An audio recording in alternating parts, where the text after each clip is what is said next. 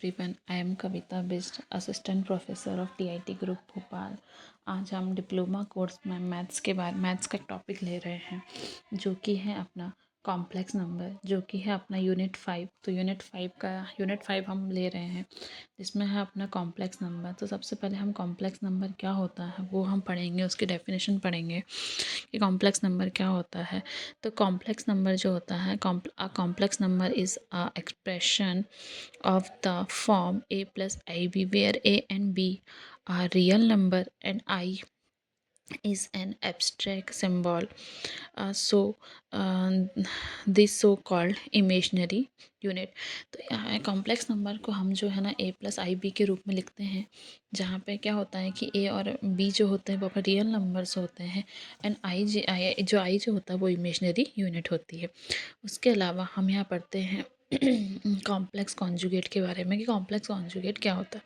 तो complex for any complex number a plus i b, जो complex number जो होता है ए प्लस आई बी होता है, तो कॉम्प्लेक्स कॉन्जुगेट जो लिखते हैं हम ए माइनस आई बी के रूप में लिखते हैं। ठीक है, यहाँ पे एग्जांपल भी लिया हुआ है कि कॉम्प्लेक्स नंबर जो है 2+3i है ना, और इसका जो कॉन्जुगेट होगा वो होगा -3+5i। सेम ऐसे दूसरा एग्जाम्पल है, नहीं सॉरी, यहाँ पे लिया है हमने 2+3i जो है कॉम्प्लेक्स नंबर है, इसका जो कॉन्जुगेट होगा वो 2-3i होगा। सेम इसी तरह यहाँ पे है -3+5i, तो इसका कॉन्जुगेट होगा -5i। इसके अलावा हम पढ़ेंगे प्रॉपर्टी ऑफ कॉम्प्लेक्स नंबर। तो उसके ना कुछ प्रॉपर्टीज़ हैं जो कि हम पढ़ेंगे। तो पहली प्रॉपर्टी है सम की प्रॉपर्टी। तो इसमें हमने दो कॉम्प्लेक्स नंबर लिए हैं। पहला लिया है Z1 = x1 + i y1, दूसरा लिया है x2 + i y2। देन तो इनको हम सम कर रहे हैं, तो जब हम सम कर रहे हैं दोनों का, दो कॉम्प्लेक्स नंबर का, तो इसका सम भी जो होता है कॉम्प्लेक्स नंबर ही आता है। दूसरा है डिफरेंस का। तो यहाँ पे भी हमने दो कॉम्प्लेक्स नंबर लिए हैं, तो कॉम्प्लेक्स नंबर का डिफरेंस भी एक कॉम्प्लेक्स नंबर आता है। इसके अलावा हम ले रहे हैं इन दो कॉम्प्लेक्स नंबर का प्रोडक्ट। तो कॉम्प्लेक्स नंबर का जो प्रोडक्ट हम कर रहे हैं, तो दो कॉम्प्लेक्स नंबर यहाँ पे Z1 और Z2, इनका जब हम प्रोडक्ट निकाल रहे हैं तो प्रोडक्ट भी क्या है, एक कॉम्प्लेक्स नंबर ही आता है। अगला है फोर्थ प्रॉपर्टी है इसके डिवाइड की। तो दो कॉम्प्लेक्स नंबर का जो हम डिवाइड कर रहे हैं, तो उसका जो डिवाइड करने के बाद जो हमें मिल रहा है वो भी एक कॉम्प्लेक्स नंबर ही मिलता है। ठीक है, तो हमको इतना याद रखना है, कॉम्प्लेक्स नंबर में जो प्रॉपर्टी होती है, इसकी 4 प्रॉपर्टी होती है, प्लस की, माइनस की, प्रोडक्ट की और डिवाइड की। तो इसमें हम जो भी प्रॉपर्टी यूज़ करते हैं तो बाद में हमको कॉम्प्लेक्स नंबर ही मिलता है।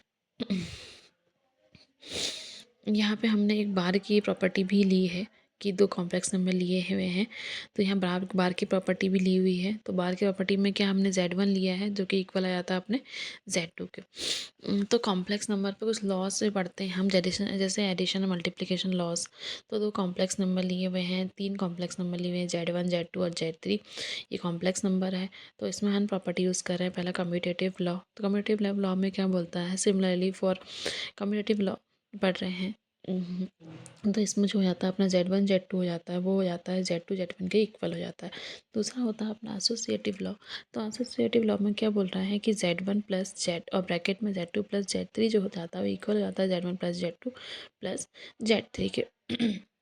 अगला है फॉर मल्टीप्लिकेशन में, ये था प्लस के लिए। मल्टीप्लिकेशन में हम लेंगे तो Z1 और ब्रैकेट में Z2 Z3 लिया है, जो कि इक्वल हो जाता है Z1 Z2 प्रोडक्ट में Z3 के। तो ये हो जाती है अपने एसोसिएटिव प्रॉपर्टी।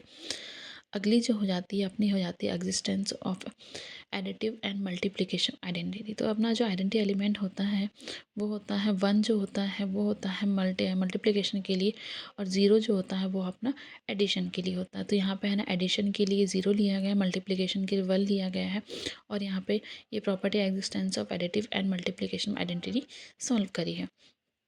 उसके अलावा अगली है एडिटिव एंड मल्टीप्लिकेटिव इन्वर्स। तो एडिटिव इन्वर्स जो होता है वो होता है अपना -z लिया गया है, और मल्टीप्लिकेशन के लिए z का इन्वर्स लिया गया है। तो इसके अलावा ही हम कोई प्रॉपर्टी सॉल्व करी है। अगला होता है डिस्ट्रीब्यूटिव लॉ। डिस्ट्रीब्यूटिव लॉ में क्या बोलता है कि Z1 × Z2 + Z3 जो हो जाता है वो इक्वल हो जाता है Z1 Z2 + Z1 Z3 के। और सिमिलरली Z2 प्लस Z3 और इसका मल्टीप्लाई Z1 से करें तो Z2 Z1 plus Z3 Z1 के बराबर हो जाता है। तो ये होता है अपना डिस्ट्रीब्यूटिव प्रॉपर्टी। इसके अलावा कॉम्प्लेक्स नंबर में बहुत सारे क्वेश्चंस हैं जो कि हमने सॉल्व किए हैं। आप भी करिएगा, बहुत सारे क्वेश्चंस हैं और बहुत सारे एग्जांपल्स हैं जो कि हमने करने हैं, क्योंकि ये हमारा एक अलजेब्रा का टॉपिक है कॉम्प्लेक्स नंबर, जो काफ़ी इंपॉर्टेंट है। इसमें है ना बहुत सारी चीज़ें पूछी जाती हैं। इसमें आई से रिलेटेड क्वेश्चंस बहुत ज़्यादा पूछे जाते हैं। कॉम्प्लेक्स नंबर क्या होता है, कॉन्जुगेट क्या होता है, उससे रिलेटेड भी बहुत कुछ चीज़ें पूछी जाती है। तो हमें को उसको पढ़ना है, इसकी डेफिनेशंस पढ़नी है और इससे रिलेटेड जितने भी क्वेश्चन हैं वो सारे सॉल्व करने हैं। तो पहला क्वेश्चन हमने ये लिया हुआ है 3+5i/2 - 3i। तो यहाँ पे इसको सॉल्व भी किया गया है, किस तरीके से सॉल्व करते हैं। तो यहाँ पे क्रॉस मल्टीप्लिकेशन का लेके हमने सॉल्व किया है इसको। तो हमारा जो यहाँ पे जो मिला है हमको, वो भी क्या है, कॉम्प्लेक्स नंबर मिला है। सेम इस तरह यहाँ पे दूसरा क्वेश्चन है z=x+i/, देन सॉल्व इक्वेशन। यहाँ पे इक्वेशन दी हुई है iz+2i+1। यहाँ पे है ना हमको z की वैल्यू रखनी है और z की वैल्यू रखने के बाद हमको यहाँ पे इस तरह की कुछ इक्वेशन मिलेगी। यहाँ पे हम कंपेयर करेंगे x और y के, तो हमें यहाँ तो x की वैल्यू और y की वैल्यू मिल रही है। सेम इसी तरह एक क्वेश्चन है जिसमें हमको बोला गया है right the sum and product of the complex number 2+3i and its conjugates. तो यहाँ पे हम कॉम्प्लेक्स नंबर जो दिया गया है 2+3i जो दिया गया कॉम्प्लेक्स नंबर है, इसका कॉन्जुगेट जो क्या होगा वो है अपना 2 - 3i। तो इसमें बोला गया है कि कॉन्जुगेट का सम और प्रोडक्ट निकालना। तो कॉन्जुगेट और कॉम्प्लेक्स का सम एंड प्रोडक्ट, तो इसका सम ये रहा जिसका आंसर आया 4 और इसका प्रोडक्ट रहा जिसका आंसर आया अपना 13। ठीक है। इसके अलावा एक क्वेश्चन लिया गया है इसमें √i=1+i/√2 है। तो इसको भी हमको सॉल्व करके आई की वैल्यू निकाली, हमने आई निकाला। ठीक है। तो और इसके अलावा बहुत सारे और भी क्वेश्चंस हैं, तो आप लोग सारे क्वेश्चन को सॉल्व करिएगा, पढ़िएगा। और ये अलजेब्रा काफ़ी इंपॉर्टेंट टॉपिक है, काफ़ी एग्ज़ाम में काफ़ी ज़्यादा पूछा जाता है। तो इस रिलेटेड जितने भी क्वेश्चन आपको मिले आप सॉल्व कीजिएगा। सो अभी के लिए थैंक यू।